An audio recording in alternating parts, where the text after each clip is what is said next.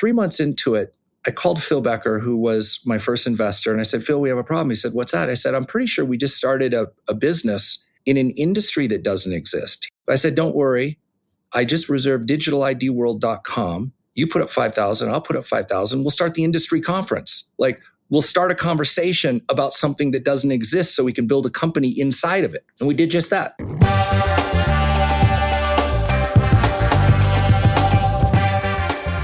Back in 2001, entrepreneur Andre Durand had a pivotal moment that would change the course of his career.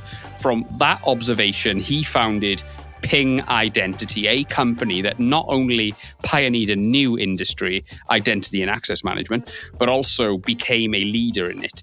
Fast forward to today, Ping Identity processes millions of logins every hour, securing the digital landscape for businesses and individuals around the globe.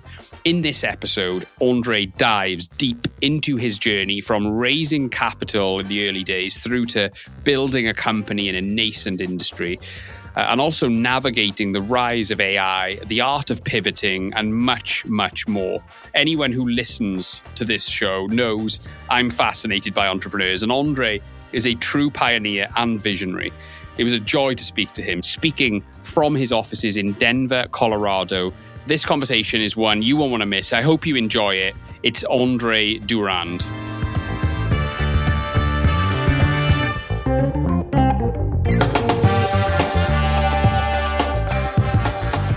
Thank you so much for coming on the Tech Leaders podcast. I've been really excited about this one. Loads of things I'd like to talk to you about. But we always start with a bang, Andre, on the Tech Leaders podcast. So the ever-present opening question, what does good leadership mean to you, Andre? You know, that's such a great question. I'm fond of this saying, you're not a leader without followers. And that doesn't speak to title or any sort of entitlement. It does speak to whether or not you, I think, inspire people to come together around a mission or around a vision. I think it's important if collectively you share the same set of values so you know what the rules of engagement look like while you're together pursuing that vision and mission. So it really is about the inspiration and creating the opportunity for people to come together to achieve that mission or vision. Yeah. And do so in a way in which they fulfill their own career aspirations while helping the company fulfill its. Yeah, absolutely. It's a collaboration and mutual collective achievement, isn't it? Yeah, I think that's brilliant. I always give maritime examples. You're in a small boat together. You want everyone rowing in the same direction, don't you? Now, that's just really good sum up, Andre. So could you give us a little bit of an introduction of yourself, your background in the early days, and why you ultimately set up Ping Identity? Yeah, happy to. So I'm a 3-time software entrepreneur. Although January 4th was my 23rd year celebration here at Ping. So I guess you lose serial entrepreneur at some point in time. But I started a software company with a friend back in 1993. This was kind of pre-internet. We developed the first online photograph database back when viewing photographs, believe it or not, over 2,400 baud modems, and doing so after searching a database was a kind of cumbersome task. And so it was very kind of cottage industry at the time.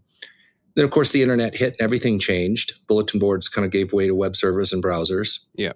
That was my first introduction to a disruptive transformation where everything was blue sky until one day it wasn't very, very quickly. And so I ended up selling that company, moving to Denver, and in a short amount of time, ended up coming across a small open source project called Jabber, which was focused on interoperable instant messaging back in the day where we had multiple proprietary instant messengers like the AOL instant messenger and things like ICQ for those of you who have been around for a while. So decided to kind of pick up and help accelerate the vision, if you will, of that open source project. And so created a company called Jabber. And we, in essence, accelerated the open source development, built a commercial instant messaging platform that was ultimately acquired by Cisco and embedded in WebEx and a number of other Cisco capabilities. So I did that for a few years. About that time, Microsoft had introduced Passport, this notion that you would have a Microsoft account that would, in essence, allow you to traverse the internet, leveraging that Microsoft account. And I gave a lot of thought to that concept at the time and the implications to Jabber. It kind of stuck in my head. In 2001, I took a small sabbatical after, several years of entrepreneurialism. And I was on a sailboat off of Venezuela, the ABC Islands. Yeah. A lot of time to think, a lot of time to blog. And it occurred to me that we didn't know who people were on the internet. It was almost by design anonymous by default.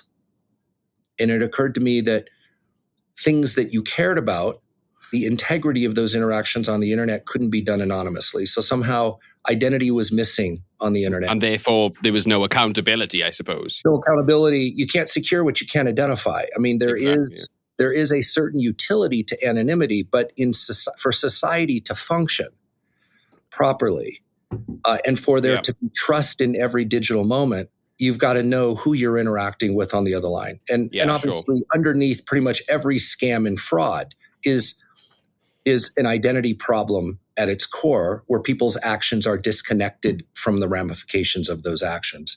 Yeah. Anyway, so that was the initial idea behind Ping. You're obviously a very entrepreneurial guy, quite clearly. You've demonstrated that on 3 occasions. Where does that come from in your character, Andre?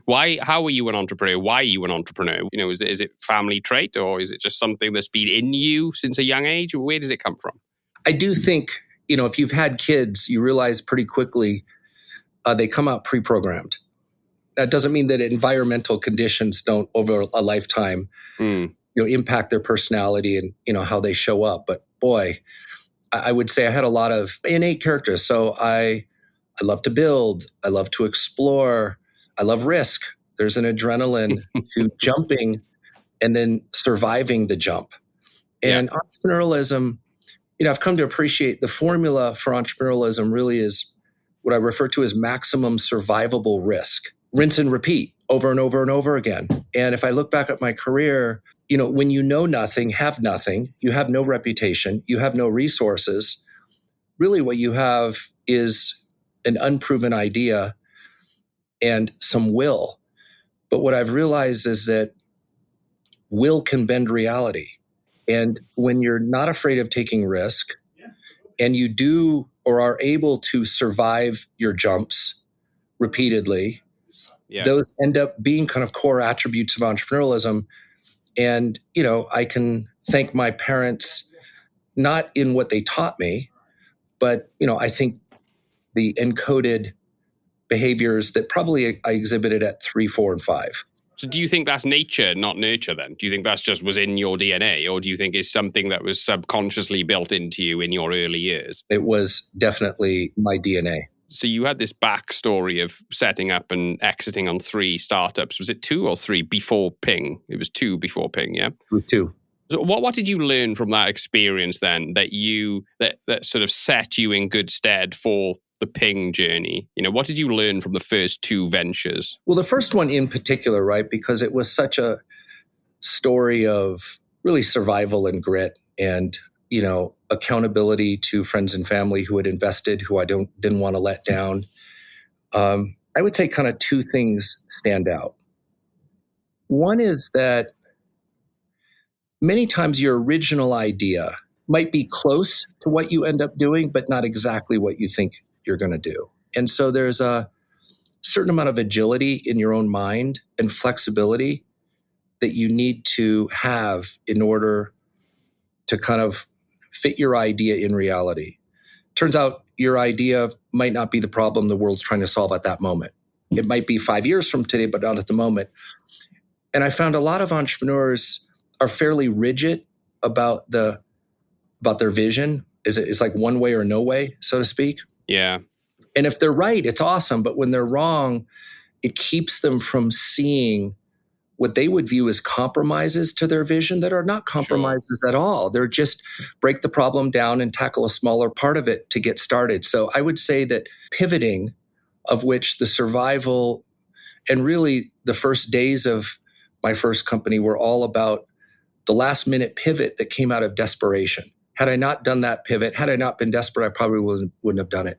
I think the second point that kind of stands out is, the goal of an entrepreneur is to come with a vision, and really the goal of any leadership, and to aggregate the resources required to achieve the vision. Now, there are two things when you say resources. It's people and money. And many times it's money and then you get the people. That's the resource. So you have a vision, you want to match it with resources. Sure. And invariably where many don't clear the bar, so to speak, because they have a big vision, or maybe the vision's too big and they can't raise enough resources to achieve the vision. Yeah. And that was me early. I had a big vision. I did raise money, but I never raised enough money to really achieve my aspirations. And it meant we were in a constant state of essentially needing money. I called it tin cupping.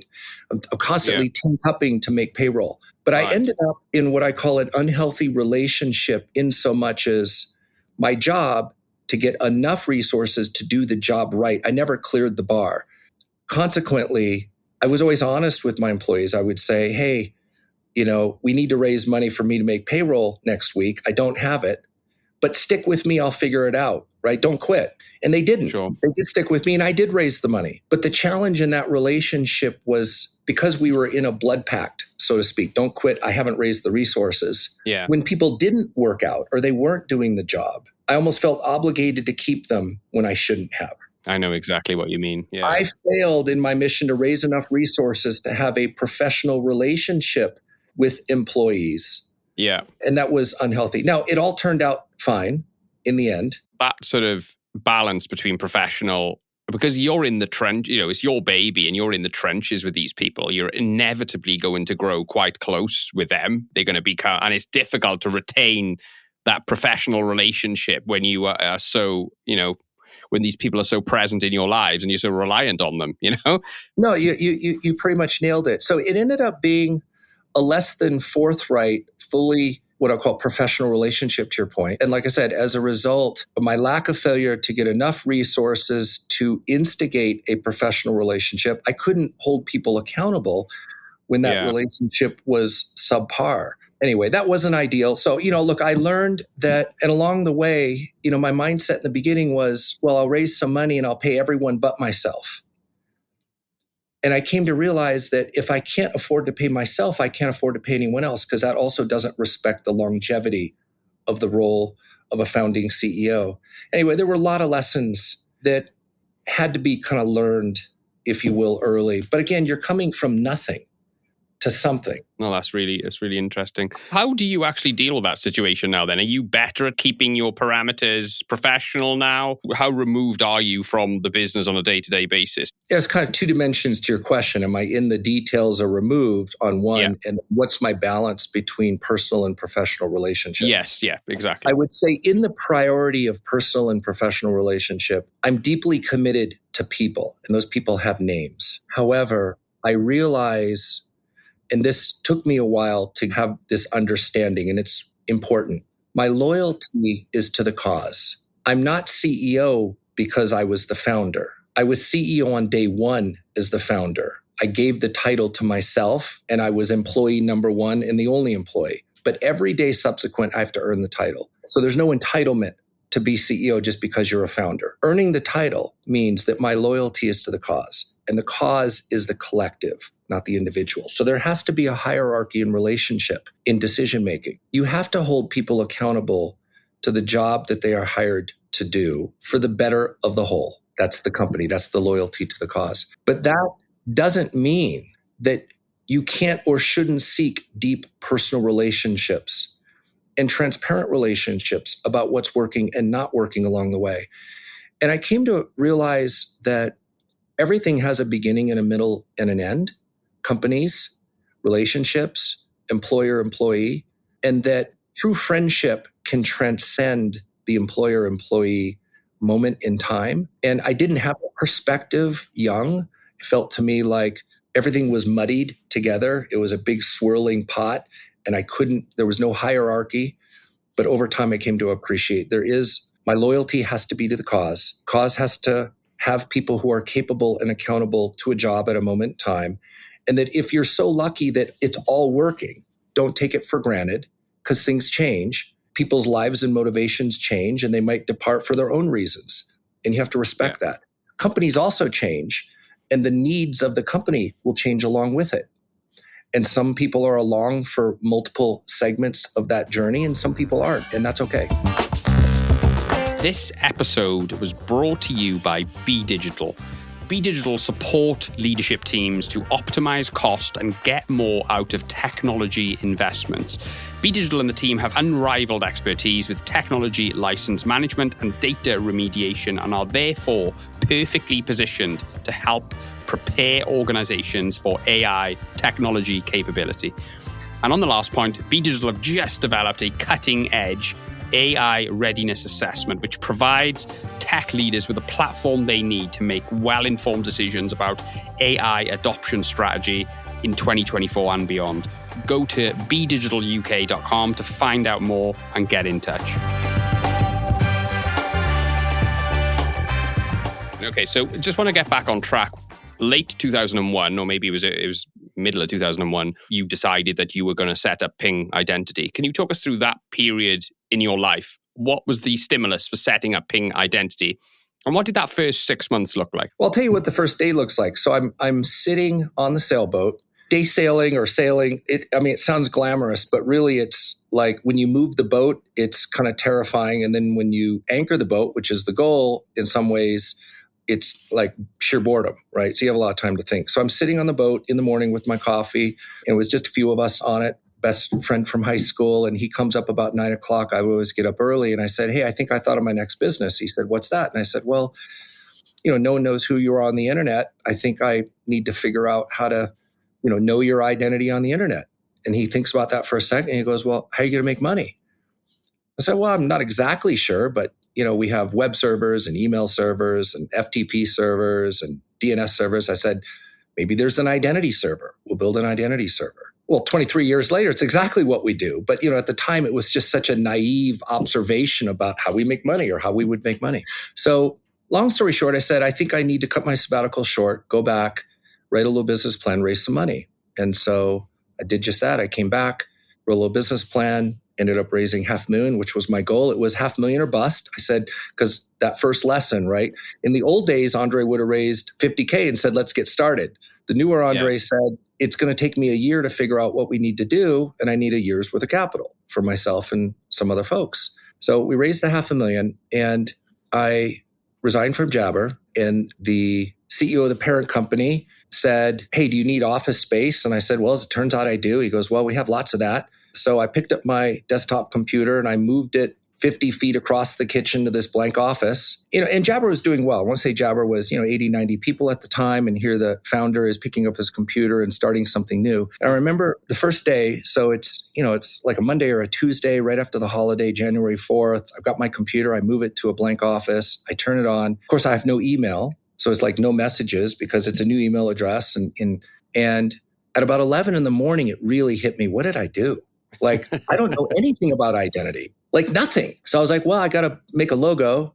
I knew how to do Photoshop. So I made a logo and it said Ping ID. And just for a joke, I printed worldwide headquarters and I went outside, taped it to the door. It was about 2 o'clock and said, I don't know what else to do. So I just went home. So that was like the first day, make a logo, worldwide headquarters. It was like a big joke. 23 years later, turns out, that office is like six blocks from where I'm standing right now.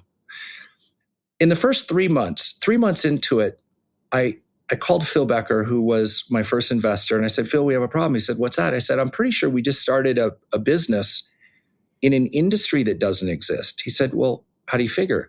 I said, well, go to your computer, go to Google, type in digital identity. I said, I can only find literally a single reference in Google, and it's in another language. I'm not even sure it has to do with digital identity, but somehow it's in the title. It's like a PhD thesis. But I said, don't worry. I just reserved digitalidworld.com. You put up 5,000, I'll put up 5,000. We'll start the industry conference. Like, we'll start a conversation about something that doesn't exist so we can build a company inside of it. And we did just that. You created an industry, essentially. Was there nobody else doing this at that time? Identity management wasn't a term. It was synonymous with Active Directory back in the day. Yeah, of course. And so, no, there was no conversation about identity as a bigger topic. So we created Digital ID World, which ultimately we sold to IDG. Later on, I liked the industry building part of that. So I started another conference called Adeniverse, which is kind of the official industry conference for the identity industry. It just goes to show that if something doesn't exist and you need to make it, you just do it, right? I needed to accelerate the conversation that wasn't focused on digital identity. And we created an industry conference to do exactly that, really to mature the market from which we wanted to build the company. Yeah, no, absolutely. So what type of organizations and what type of people would come to that conference? Who's your target customer is a better question. Well, I mean, it was very different in the early days to what it is now. In the early days, it really, in the classic kind of personalities of technology adoption, where you have the innovators and the early adopters before you get to the early majority, it's all the thinkers. It's all the people that like to build stuff that doesn't exist. Yeah. So, it really attracted the people who were thinking about, this is a problem. We do need to figure out how to authenticate people and how that authentication can be shared across all of these enterprise domains on the internet so you can know who you are in a broader context. Not like an enterprise identity, but like an internet scale identity. So it was really all the early thinkers. And later it evolves and the industry matures and the terms kind of mature and you start attracting the doers, people who are responsible for the thing or the infrastructure. And they start having titles like, Director of Identity and Access Management.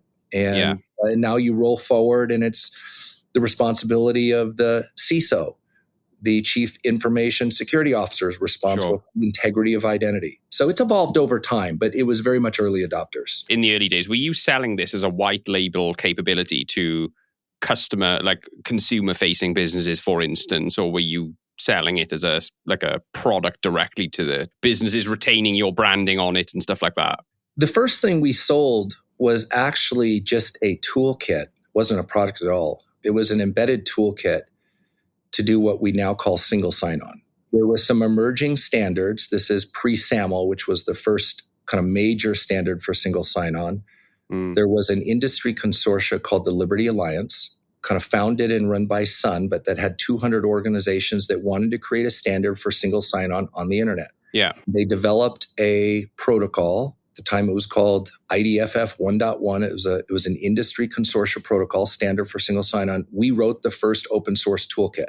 And my first customer was American Express, who basically bought some professional services to implement that toolkit inside of American Express to connect two applications. One application, you'd log into one app and you'd get single sign-on to the second app. It was very, very humble beginnings. About a year later, we turned that toolkit into our first product called Ping Federate, which has done well over $1 billion now in the last 20 years and is relied upon by the world's largest organizations globally. These are telecoms, banks, airlines, governments to do exactly that. So we went from a very humble toolkit and a professional services business to turning that into, in essence, a single sign-on server that large enterprises would use. And companies used it in both ways. Most of it was white label, the way you would describe what you just did, which is on their customer-facing websites, our product would be behind the scenes, enabling single sign-on. And we did the exact same thing for employees. Yeah, absolutely. Now that makes sense.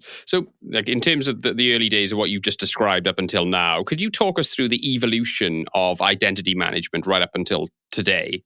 What did that evolutionary journey look like, and where are we at now in terms of the industry standard for identity and access management? It's a big space.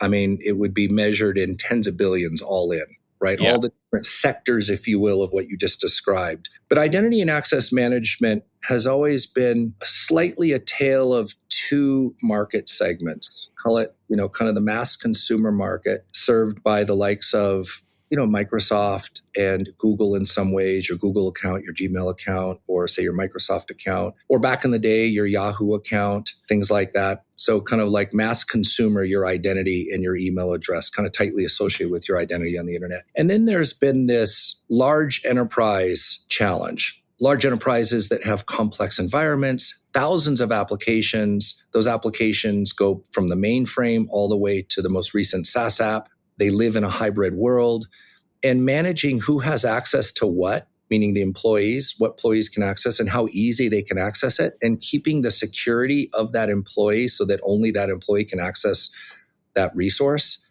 is a very complicated affair. Yeah. So identity and access management in large enterprise, for both the customer use case as well as the workforce use case, is a big, complex security integration challenge. And there are kind of two dimensions or buckets, I guess, of how enterprises kind of manage identity across all their different resources and all their different users.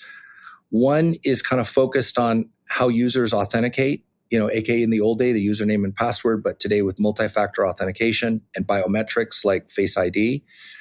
And the other is how behind the scenes they manage identity, meaning when you get hired, they onboard you, the HR system and the IT system, they collaborate. So HR onboards you and then IT creates an account for you. And that account has certain roles and permissions, and all those things have to be propagated to all the applications so that you only see or have access to things you should have access to. And all of the access controls, rights, permissions, and governance is managed. Anyway, it's a hugely deep and complex integration challenge for those large enterprises. We've always been focused there. We've been focused on the evolution of the maturity of a modern identity and access management platform that allows employees, contractors, business partners to get access to the right resources, no matter where those resources reside, no matter what device they're using, mobile phone, web, company-issued computer, BYOD. And we are the glue that basically helps manage your identity, all your rights, privileges, authentication, authorizations, to in essence map everyone to everything. That's on the employee side. And we do the same thing for customers. So when you log into your bank, you log into any one of your major retail stores, chances are you're logging into Ping. And your identity and the authentication and all the risk services that sit behind the scenes that are trying to make sure your account hasn't been taken over. Yeah. The security of your information that is stored by that company, all of that kind of complex plumbing, if you will, is stuff that we provide our large enterprises. Wow. Okay.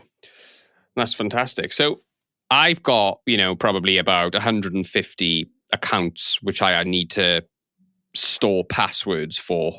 Okay. And I can't wait for the day that I don't need to use a password anymore. And I'm just thinking things like fingerprint access, retina scans.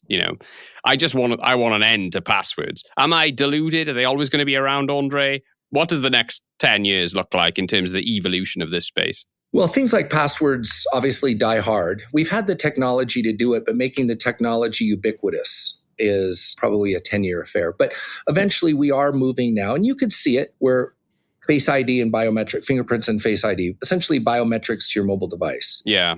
Yeah, I use that a lot. Technically, there is a password underneath that's still being shared. It's just not a password that you created, and it's not simple. It's a real long, complex number. Yeah. But what you do with your biometric is you're essentially unlocking that passcode, and that passcode is being shared, in essence, to log you in. So underneath the covers, there's still kind of secrets, if you will, or numbers shared, but your experience is not one of having to remember passwords or create passwords. Yeah. You, in essence, are using your biometric and the sophistication of your device to keep your secrets and making sure it's only you logging into your accounts and your information. We are on that journey, and we eventually will get there. But like I said, it's a hard, complex problem. Passwords are everywhere, and it's just going to take a while. So I think we'll still be managing them for some time, but eventually we will get there. Yeah, sure. What biometrics have you seen aside from fingerprints and retina, face recognition or retina scans? Is there any wacky ones out there at the moment, Andre? Is it just those? Those are the predominant ones. I am a fan of what Amazon is doing with Amazon One and the Palm. And it's not just like palm photograph. You can see there's luminosity of skin, which I think resolves to like 1 in 10 million. There's vein structure that is very personal that can actually be seen. Is that vein structure in your eyeball or in your hand or something, is it? Or I'm describing the one in your hand, but obviously when they do retina, they're doing something similar, right? Yeah, sure. Just beyond the surface shape of the topology of your eye. So I like that one because there's something about something taking your face that feels kind of usurious.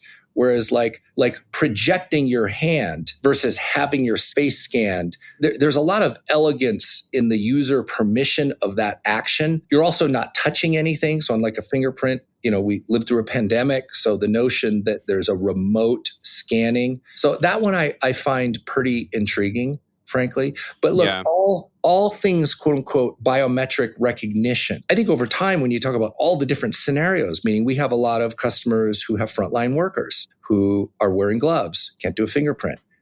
Through the pandemic, might be wearing a mask, so you can't get the full facial biometric. So you've got to scan it from eyes above. We've got scenarios where you have shared workstations. Anyway, all these different call centers. You can't take your smartphone into a call center for privacy and other security reasons. So how are you going to authenticate the users when you can't use the biometrics embedded in your phone in the call center? Yeah.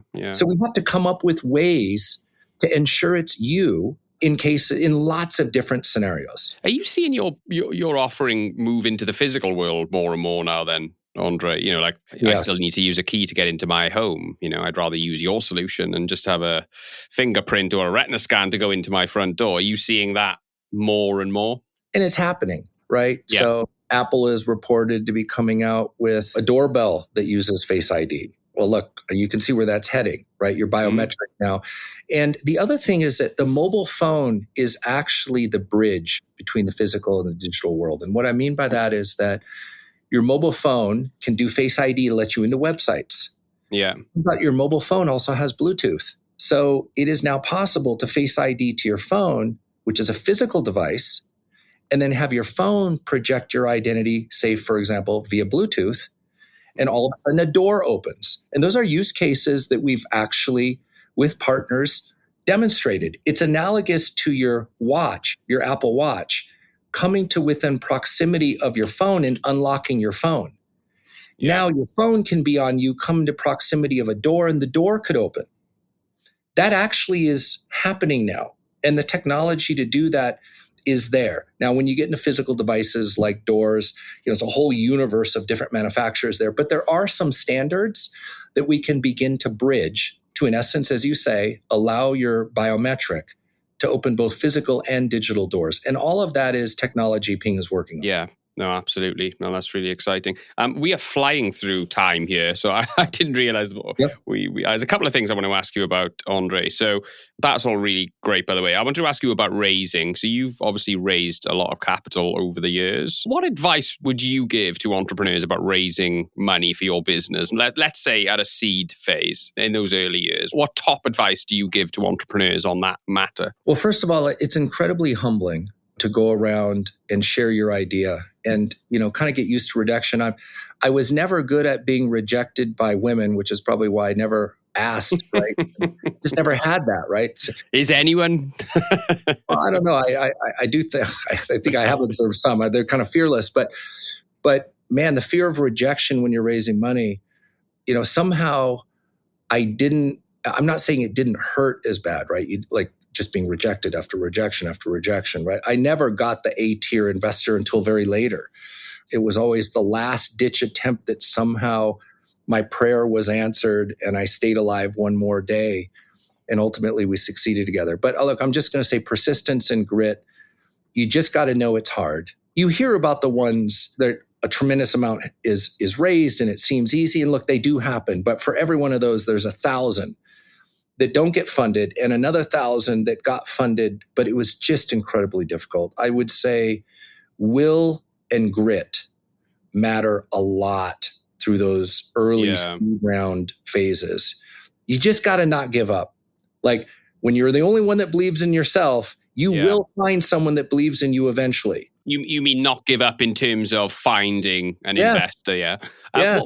What about in terms of selecting the right investor, Andre? Do you have any thoughts on that? Like, is it just about the money? Is it about, what criteria do you typically work against to find the right investor? Well, should you be so lucky as to have a choice, an investor is going to give you money, okay, we can talk about that. But many times that's not the case, especially early. You need to get the money from anyone you can get it from. Now, ideally, I would say in the perfect world for a founder, and I had several of these and I was very fortunate. I had successful business people who saw something in me And the money was a token of support, but it wasn't just the money.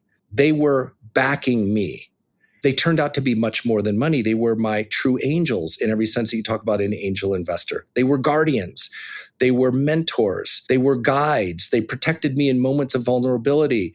They wrote checks beyond their initial check at moments where no one else would give money. So I would say early, you're looking more for the definition of an angel than a check writer if you have the choice. Because you are so vulnerable. There's so many things you don't know. There's so many ways in which you could mess up, and you need an angel there who has your back.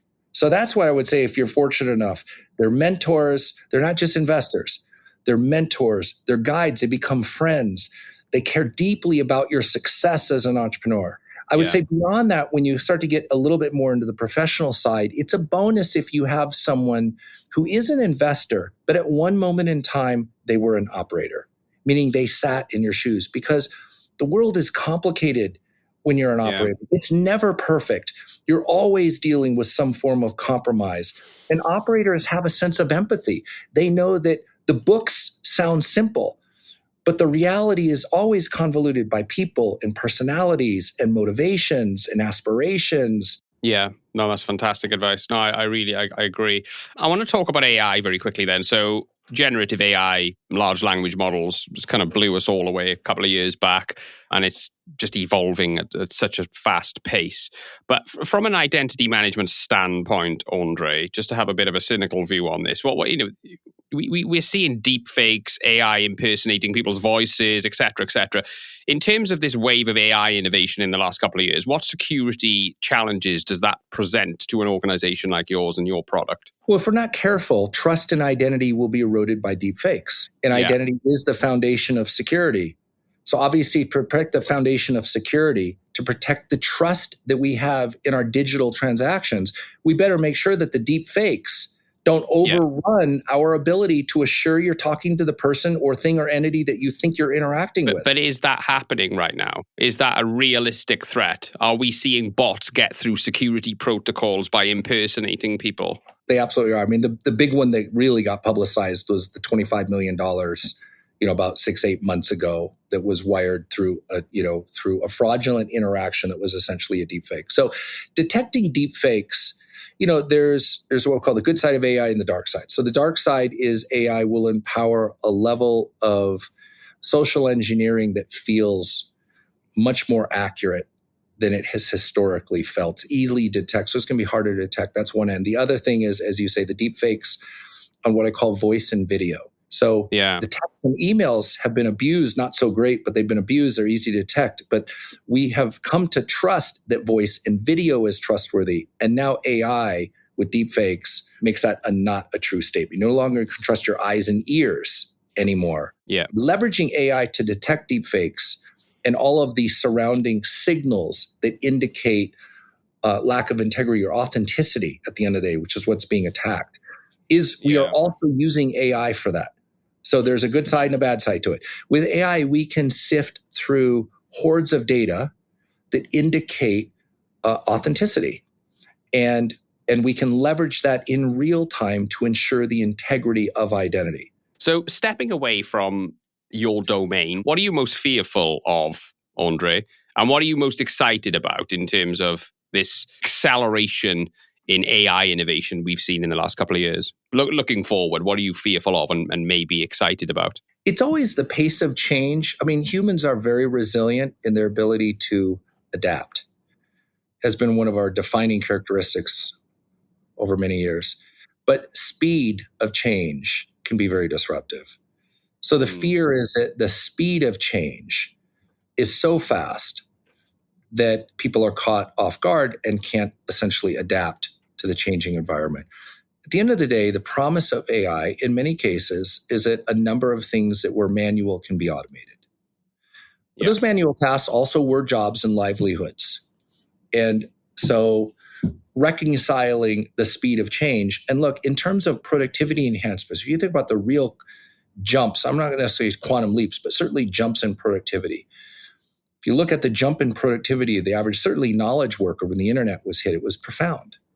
And then when the mobile phone hit, truly the smartphone, I think about every moment of every day where all of a sudden you could interact with colleagues and respond to things. Like the productivity jump was profound, measured in double digits.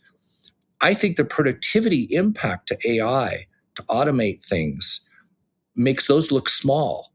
So the promise here is pretty significant, but the disruption in the speed of adoption is probably one of my fears. I think ultimately, that and intelligence in all forms, not just carbon-based, but silicon-based, has historically defined the hierarchy of Darwinism. Yeah. So I think if you really step back, you have to take AI unbounded, and especially once it crosses into the physical world and you have autonomous physical vehicles and autonomous drones, it is a potentially, like nuclear power and nuclear weapons, the good and the bad of it, is potentially very dangerous if not regulated. Absolutely. I mean, robots fighting wars with nuclear weapons is probably going to be the end of a Skynet coming true, really, isn't it, I suppose? But looking back on your career in your armchair with your cigar, and I know you're not done yet, but I'm keen to understand, what advice would you give to 21-year-old Andre,